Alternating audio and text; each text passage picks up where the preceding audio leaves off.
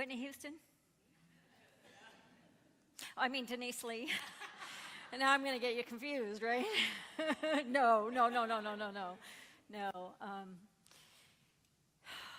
I could feel that you felt that song. You weren't just listening with your ears, you were feeling that song. And when I feel that song, and I was actually listening to it last night in preparation for today as well, and it's really talking about in times of need, in times when your soul is struggling or your life is struggling or things are tough. It's like, and I look to you, God. I look to you, Spirit. I look to you. I look outside of myself to that which is greater than me.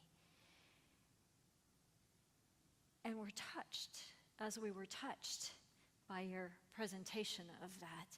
We were touched in our hearts and in our souls. And when we're touched, every time that we're touched, we are given the opportunity to open our heart to more God, to open our heart to more Spirit. And then, once we're touched, we begin to look to God even in the good moments, yes? Oh, yeah. Oh, no, God, I'm good. I got it handled. Right? The joke, I can't remember exactly because I didn't plan it, and Rob will say, I can't believe you told that without knowing it. But he went to be with the youth ed or the YOU for a few minutes, so don't tell him. But the joke, and the guy's out, and he's praying to God, God help me, God help me. Okay, coming back to me. Let me start over. Okay, can you back up? Okay, so it's not a guy, it's a girl, because it's better this way. So the girl's out driving through the mall. Anybody relate? Driving to the parking lot in the mall, and it's packed. It's so packed. She's praying to God. God, help me find a parking spot.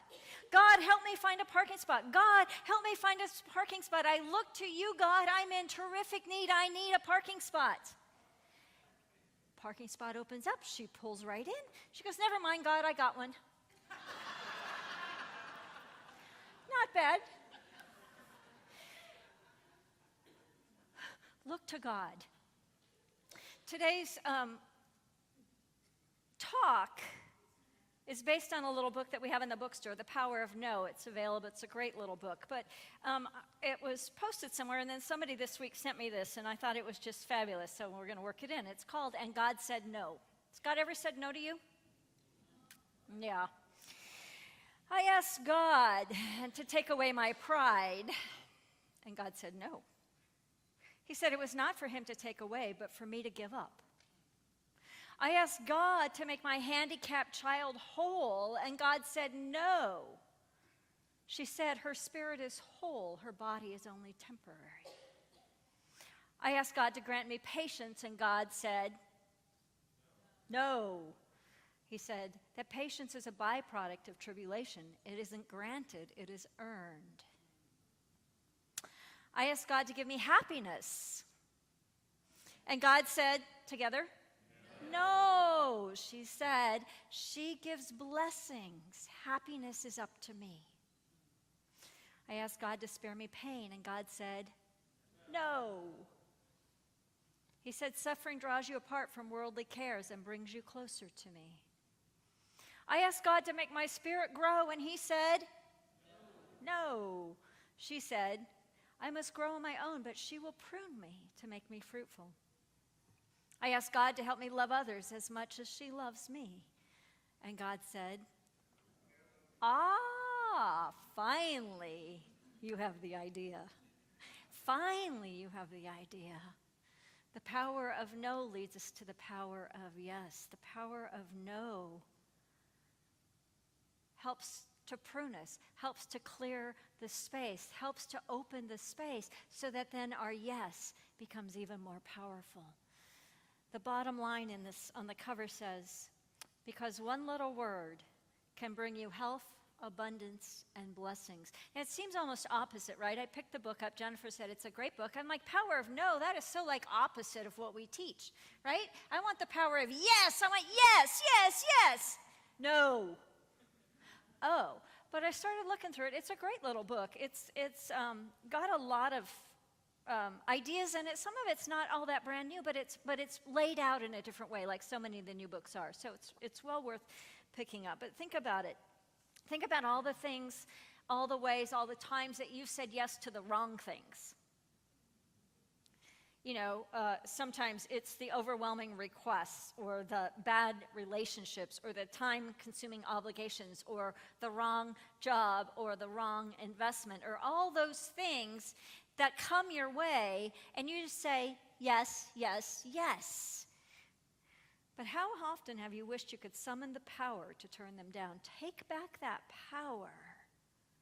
And a well-placed no can not only save you time and trouble, it can save your life.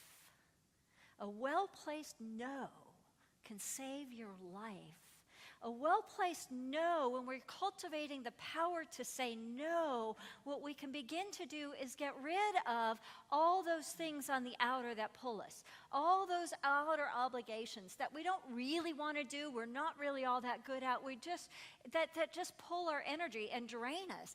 And we basically then begin to clear the field for a powerful yes. I was thinking about like when you have a garden full of weeds and you want to plant new flowers, right? Well, what do you have to do first? You have to pull the weeds. The power of no. Basic denials and affirmations, basic unity teachings. So I had a house in Arizona way long ago, and lived in Arizona 3 or 4 different times, in case you're confused by that. But and it was just this little house, and it had this beautiful little lawn about the size of this stage, and then it was just groomed. It was just a perfect little house for me and my 2 children at the time. But I had this side yard. Anybody have a side yard? Anybody have a side yard you never pay any attention to? Well, it was one of those. In Arizona, every yard is surrounded by tall brick, 6 or 7 feet brick fences. It's like the law. No one don't have a clue. But anyway, it is. And then I had this side of my house, and the only thing on the side of my house was one of those big bathroom windows that you can't see through. So why would you ever go to the side yard? You just don't. Well, one day I went to the side yard, and guess what I found? Weeds up to here. Not 1 or 2. I'm talking a side yard full. Now, it wasn't very wide, maybe 6 feet, maybe 8 feet wide. But through the whole length of the house, I'm talking there were some weeds that I needed to say no to. I had to call all my buddies in. I had to call in the big dogs. But it's like that. It's like when we learn to say no, if we constantly say yes without discerning the yes, we end up with a weed-full life, a life full of weeds, things that don't really serve us. But when we start to clear that out, we can land into a place that is more clearly connected to my own heart, to my own soul, to that which is God, to that which is mine to do, not what somebody else thinks I should do. So we open and we land into this place, and when we land into this place, we can do amazing things. I have a video. We had this great community conversation yesterday. How many people were there? There were about 50 of us. We were really pleased. It was fabulous, yes? Yeah, very insightful, yes? I heard somebody say we need more videos. I said, okay, we can do that. Sir Nicholas Winton, he was a humanitarian who organized a rescue operation that saved the lives of 669 Jewish Czech children from the Nazi death camps and brought them to the safety of Great Britain in 1938 and 39. And nobody really knew about it. He didn't really talk about it. But in 1988, his wife, Greta, found a scrapbook with the names of all those kids and the photos. So here's a clip of a video of Sir Nicholas Winton, unbeknownst to him, in a room full of the children he saved. Take a look. But back here is the list of all the children. This is Vera Diamant, now Vera Gissing. We did find her name on his list. Vera Gissing is with us here tonight. Hello, Vera. And I should tell you that you are actually sitting next to Nicholas Winton. Hello. And it was just so wonderful, so terribly, terribly touching.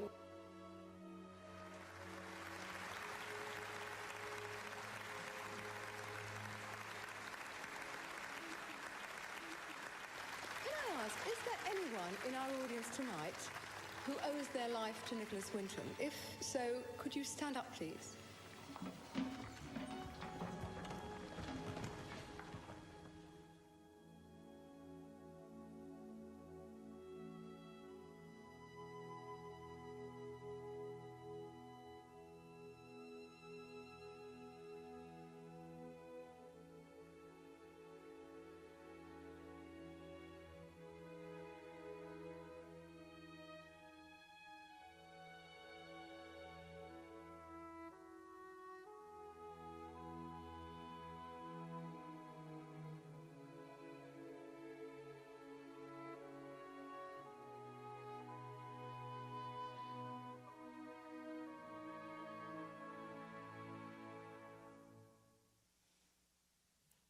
Whew. Yeah?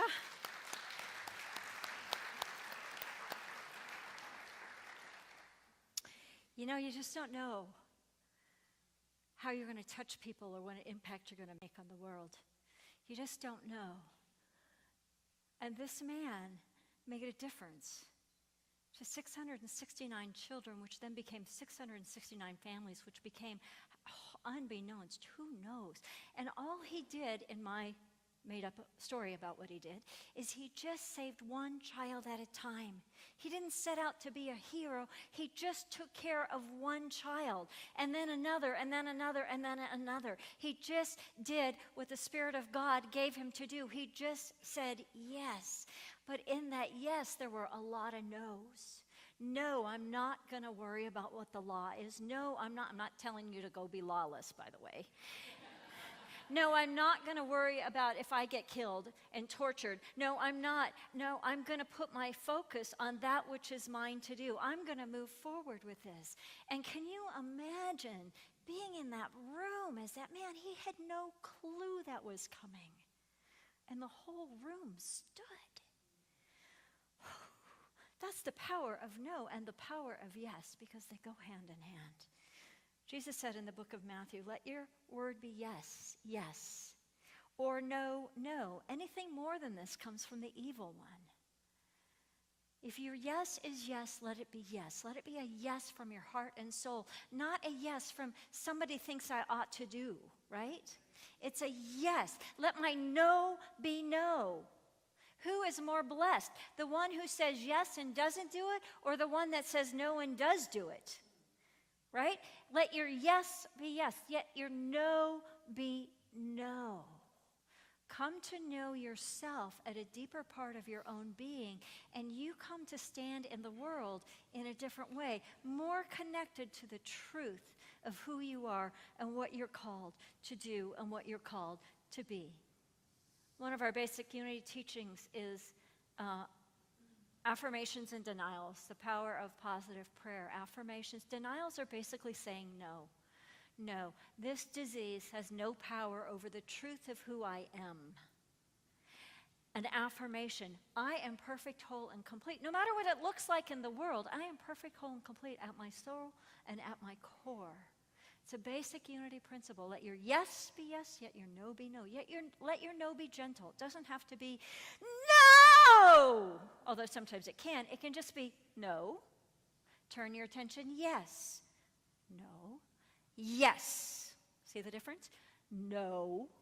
Yes. Together? No. Yes. There's a story in this book as well of Claudia, one of the authors, and she had the opportunity of meeting Thich Nhat Hanh in New York City, and the person who came out and introduced him as the person who embodies peace, and she said it was very palpable when he walked onto the stage surrounded by the monks and nuns that came with him. And Thich Nhat Hanh said, we're going to sing two songs to you. The first one is, the first song we sing, we're going to connect to our own inner pain to access compassion and chant to the audience's song. And that's sort of an interesting thing to say out loud and sort of an interesting way to start a presentation, but that's what they did, and Claudia's talking about it.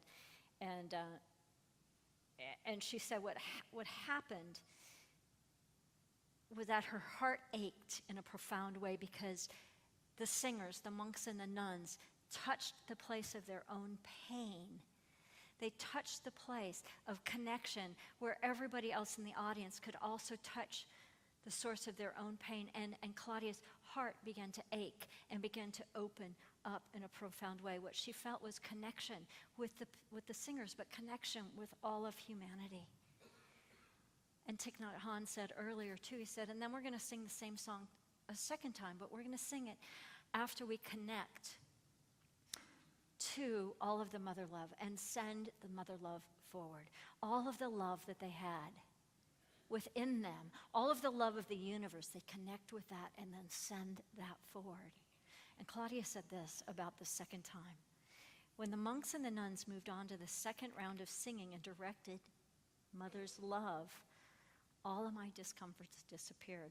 I felt uplifted, comforted, and contained. All of my emotional body felt uplifted. It was as if it allowed those emotional wounds to begin to heal. And in that, we all discovered compassion. It allowed us to find the beginning of the thread toward deep emotional healing. We knew we have to. We know we have to. It's our responsibility. But by tapping into that pain, not denying it, not with the power of denial, we can deny that our pain has any power over us, but tapping into that which we carry within us and allowing it to be, and then filling it with the love that Spirit has for us. It's really what Denise did in that song. Is as she so beautifully sang, I look to you. You could feel that emotion behind the lyrics, but the emotion that was the very energy. That's why it touched us so much. And so when we can come into that place where we allow the truth of what is going on for us to simply be the truth with acceptance and not fighting it, and we start to come into a different place. There's many exercises in this and many things to say no to, but the one that I want to focus on in the last few minutes here is saying no to the noise. Saying no to the noise. Think about the noise that we have in our lives. And I'm not talking like, all the time the audio noise, right? The radios and the televisions and the traffic and the, whatever it is that we hear. But we have so much noise in our hearts and in our souls. Many of you know that I've been on my own healing journey this past month, and it's been just absolutely fascinating, and that's all I'm going to say about that. But what I've come to realize, especially in this last week or so, is that the only thing that I can do, the only thing that I'm being asked to do by Spirit is to get still. Is to get really seriously still. Because, the first few weeks I was still because I was in, fair amount of pain and I was still, but man, my mind was going, right? And my heart was going and I was engaging and I was and this particular situation that I'm dealing with, as soon as I get stressed, the pain hits. It's like so fast. It's so fast. It's instantaneous. It's exactly what I've been teaching for 25 years. I never had it this fast before. So it's like, okay, so what am I supposed to do? What am I supposed to do? Because my prayer is to be connected to God. My prayer is to use this as a journey, to use this as an initiation, to use this to come to know God at a deeper level of my being. And what I hear is sit down and be quiet. So I can sit down and I can be quiet for how long? What's your guess? 30 seconds, 2 or 3 minutes, yeah, 20 minutes. Yeah, right? Right? No, sit down and be quiet. And so I was in a meditation the other morning on our deck, and I was working with somebody, and she said, you really need to reconnect with nature. I said, oh my goodness, I can do that. So I was sitting on my deck, and I'm just in meditation, and getting still is not meditation, by the way. That's something different. Just sitting still and doing nothing is very different than meditation. Not always, but in this case it is. So anyway, I'm sitting on the deck, and we have these beautiful, huge, mature pecan trees. And this tree called to me, and I'm still sitting on the deck, and the tree called to me. And I literally felt called to the tree. not to hug it, although I've done that in the past, but like to enter it. To enter into, like to become the tree. And what I've been playing with since, it's been a number of days, is like entering the stillness of the tree. Talk about a still life, right? A tree is pretty still. I mean, the leaves, and the branches and all of that, but the core is so still. And in my meditation, in my experience, I became the tree, and I felt my feet and my energy and my awareness going down like the roots of the tree. And I felt my arms coming out and open as the branches, and I felt the upper part of me just like rising up, and I became the tree. And then what I heard was, feel the sap running through me. And then I translated that to feel the blood in my veins moving, feel the breath through every cell of my being. I don't think I've ever been so still in my life, not on purpose. And we're called to this great stillness. Claudia talks about another experience in the book where she was quite ill and couldn't figure out what was going on, and went to doctors and ended up at a healer. And the healer said, I think it was a Chinese or some Eastern, and it was, sit still for an hour every day. She goes, I can't do that. How about 30 minutes on both ends of the day? No, sit still for an hour every day. And she's taken that practice up. But when we do that, and that doesn't mean sit in the chair and fidget and let your mind run. It means feel the blood in your veins. It means feel the breath moving through your lungs. Feel the heart pumping. Feel the stillness and the solidness of your core. Become the trunk of the tree. Allow yourself to be expanded out of the tunnel vision of what's going on in your life, because we all have it, into something that has nothing to do with this life on planet Earth at all, except that connection with Spirit. Say no to the noise. Turn off the TV. Turn off the radio. Turn off the noise in your brain. Now, we all know that's hard to do. That's why you just begin to focus on something different. Feel your heartbeat. Feel the quiet. The example they give in the book is a radio station. Actually, I think they were using TV. But remember, you used to turn the channels, and between the channels you get the static. Not so much now in the digital age, but I even remember the static, right? It's like if you got all the noise, you're just on a static. Find your own station. Find your station. Turn the dial where you land in this place of stillness. And what comes is silence. What comes from the silence then is inspiration. What comes from the silence and what comes from the inspiration then is the impulse to action. But do not take action until you've landed there. Try it. Just try it for a week. You might like it. You might discover a profound difference in your life. In our lives in this world, we get bombarded with stuff. It's just what happens on planet Earth right now. But the noise of the negativity and the noise of the static can wear us down. If we make our priority, our spiritual growth, our spiritual journey, first, foremost, seek first the experience of God and all else. First, God. Seek first God. Everything else will be added. When we come and find that place of stillness, as we say no to the noise, then what we find is the music that fills our own heart. What we find is the music that not only sustains us, but feeds us and fills us and gives us, guides us to that right and perfect moment on this planet. Just say no. Just say no to the stuff that distracts you. Just say yes to God, to Spirit, to Source, to life. Just say no to anything that distracts you from your primary purpose, which is God first, which is Spirit first, which is love.